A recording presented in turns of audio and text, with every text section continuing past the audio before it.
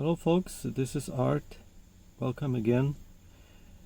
A lot of people were asking me about the status of my Jaguar EV conversion project. You may have noticed I've been away for a while, and fortunately some of the personal circumstances prevented me from working on the project for the last several months, and it's still kind of hard to continue the work, but I was luckily able to make pretty decent progress, and I wanted to share with you today what I was able to accomplish so far. So let me show you around.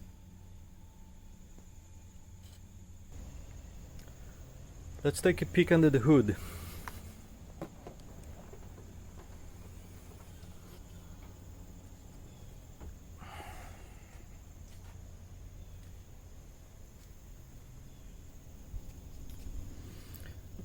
So we got our Lexus GS450H inverter here. Here on the bottom, the big battery box. This is the front pack here. 24 kilowatt hours total capacity. Here we got a little Chevy Volt charger, not very powerful, only 3 kilowatts, but it does the job. It's enough for now. I have some upgrades planned in the near future, but for now it's good. This is my high voltage distribution box, and here we got again Chevy Volt DC converter. That one is gonna be updated at some point with something a little bit better. It is the only power component here that is air cooled, and in this particular setup here it doesn't get really that much cooling action. I have not run into any problems or issue with this yet, but I will definitely replace it with water-cooled unit at some point soon. So let me show you from the other side.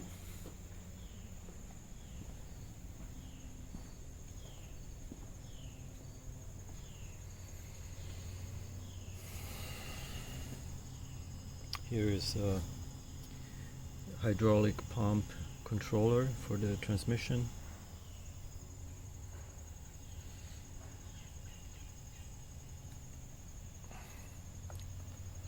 All of the harness comes to this box here. This is where the original ECU was located. Right now this original ECU has been removed to make some room for VCU and some other controllers that I built for the car.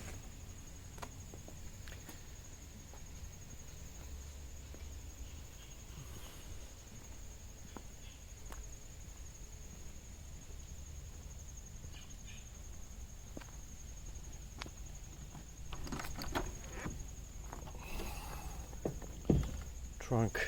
So this is where the second battery pack is installed. This is another 24 kilowatts, so total 48 kilowatt hours in my setup. So 12 modules here. These are all BMW modules, 2 kilowatt hours per module, using the OEM BMS slave boards that are basically originally dedicated one BMS slave per battery module, but I got some combination here because I was only able to source BMS slave modules for 16S configuration for the older 1.5 kilowatt hours packs, but these are the newer modules, 2 kilowatt hours per module, and these are configured as 8S. So I basically designed and made those adapter boards that allow me to basically monitor 2 of those 8S modules, combine them into 16S, and then monitor by one of those slave boards, slave BMS modules. So there is 12 battery modules here and 6 BMS slave modules. One is kind of hidden right here. Okay, got the safety disconnect here. So the trunk is pretty big and usable, almost as it was in a stock car. This rear battery pack is exactly where the old fuel tank used to be, behind the rear seat. It's slightly bigger. It's taking just a little bit of the space in the trunk, but really not that much, just a little. Obviously, to make it more useful, I'm planning to put some cover here for the batteries to protect it, and then the trunk will be even more usable. I still have a room for spare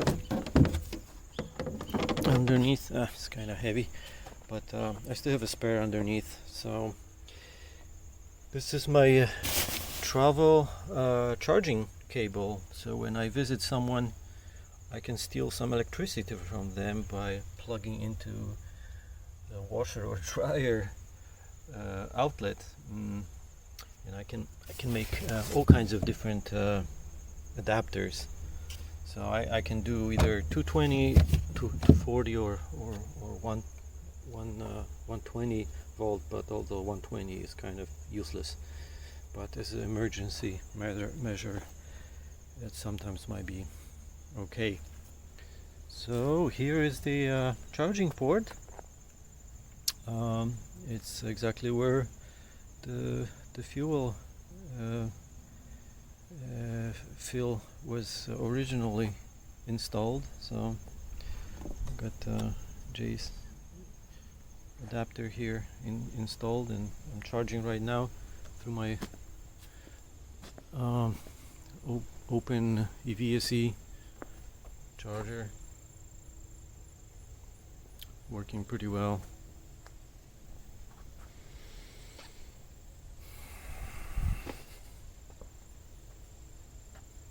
So that's what it looks like on the outside. Let me show you now what's inside and how it operates. Let's get inside.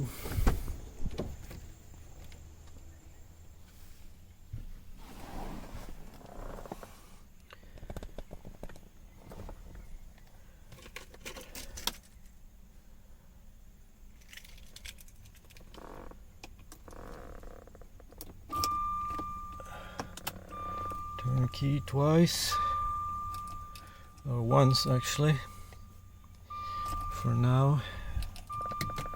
It's like a little screen that I installed here. One of my objectives was not to modify car in any significant ways to preserve the character of the car. So this screen is really the only modification to the interior. Basically, it's replacing the old radio head unit with the cassette. Yeah, sure, it does make it look a little bit different, but I think it's not too bad. And this is basically for the dashboard or the EV stuff and all other useful stuff. Eventually, it will take over for the original head unit, and this is also going to serve as my stereo in the future. I don't have it wired up for that yet, but soon I will. So turning key to the second position, and to start the car, and Let me close the door. As you can see, all the lights are off. So I was able to make all of the computers happy here, and I don't have a single warning or error on the dash. Keep in mind, this being late 90s car, this is one of the very first cars that came with the CAN bus. So everything in this car is controlled by the CAN bus. There was quite a bit of effort here, some reverse engineering going on to spy all the messages and figure out to make all those computers happy, but it all worked out. Everything works great. All the computers are happy. I got ABS working, traction working, everything is working perfectly here. So I'm pretty happy about that. So the gauges work almost as they were designed. So obviously tachometer, the speedometer, and then we got a fuel gauge, which shows us our battery charge, and temperature. Also, it shows the temperature of the hybrid, the electrical system, the coolant here.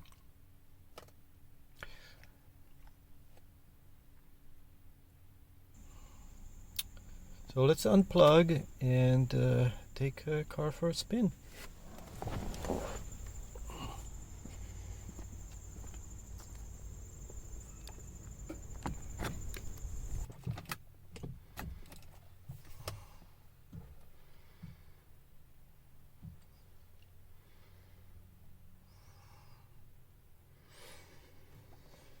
Okay, it's a nice sunny and pretty warm day here, so we're gonna start with some AC action. So I do have a AC installed here. I'm using Tesla Model S compressor, for which I built a controller, and it's all integrated with the original car's AC controls.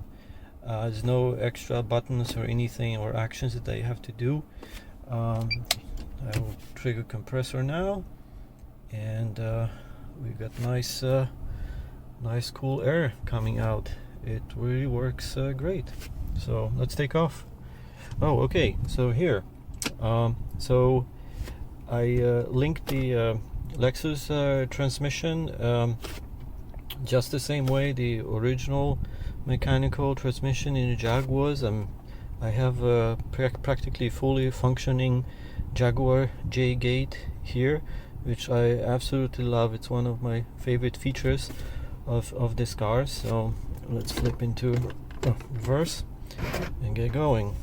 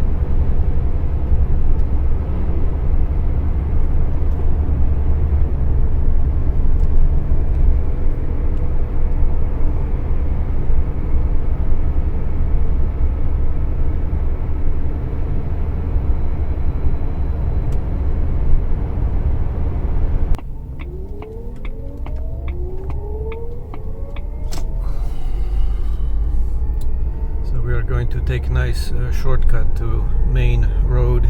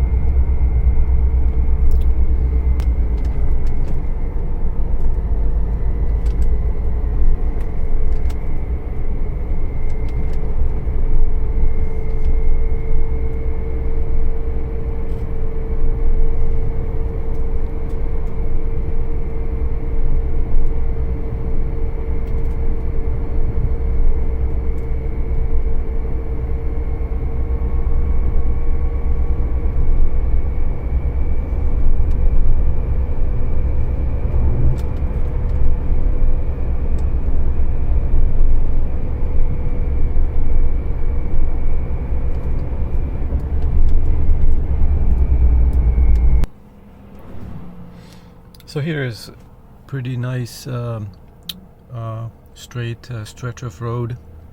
I'm gonna show you a little bit of acceleration. I'm not gonna do anything crazy, but I'm just gonna accelerate from standstill to about 55, which is the limit here on this road.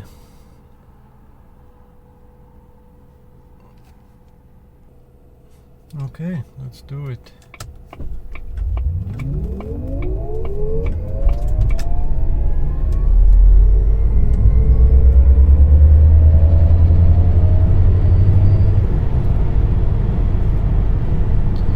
So it's pretty good. I'm really happy with the performance of the car. Acceleration is really great. I mean, it's not maybe spectacular, but it's really good. It's not quite where it used to be with the gas engine yet, but it's just a matter of time and some tweaking. So last time I measured, it was around 7 seconds from 0 to 60. But you get the instant torque of your electric motor, which is, I would say, addicting.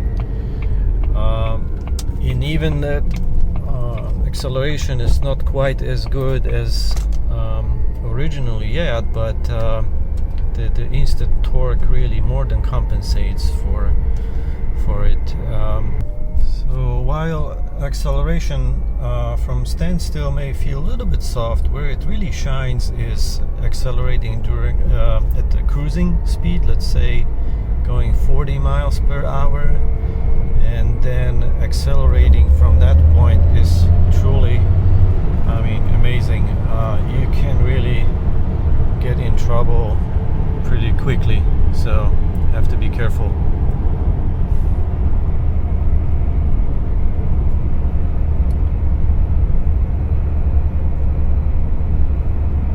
Drive is extremely smooth and quiet. I couldn't really be happier with that.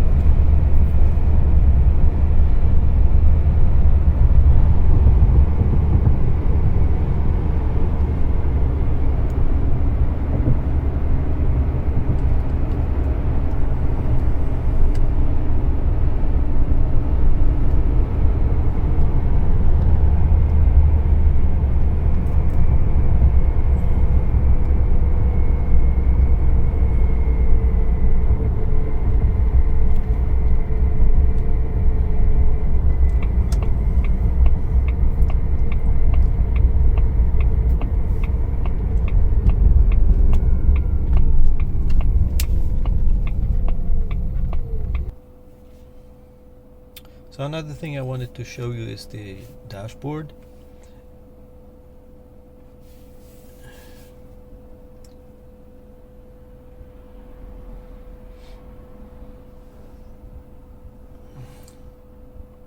So I'm running currently VCU version 2, and I have modified the dashboard slightly to fit a little bit more style of the car, and here it is.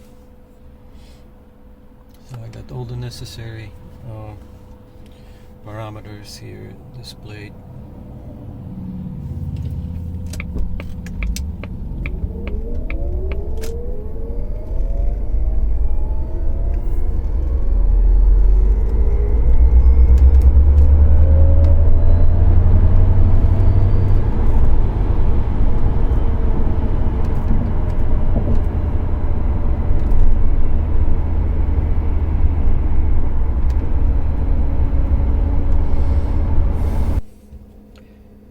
quite a bit of glare today. It's really bright and sunny, but keep an eye on the current gauge.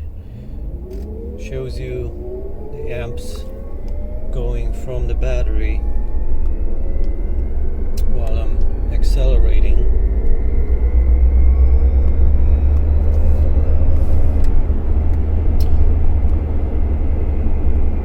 And yes, regenerative braking working as well. We are regenerating power now.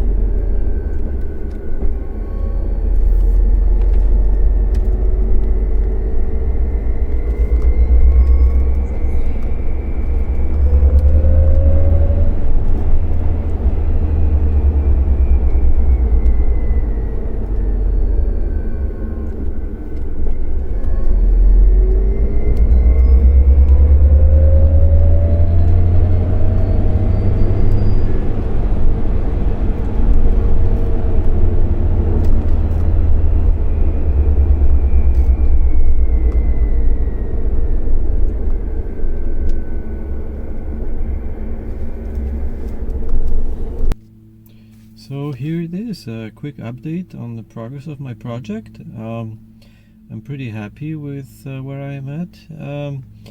I have been using this car as a daily driver for quite some time now, and it's pretty dependable, and I constantly keep improving and updating things. Like I mentioned earlier, there's a couple of upgrades coming. Like I would like to get charging a little bit faster, so I'm working on upgrading the charger with the Tesla Model S charger, which will be 3 times as fast. It will help just a little bit, and also I'll be upgrading the DC converter, and much more little projects are coming, and upgrades. I will keep you in the loop. So stay tuned.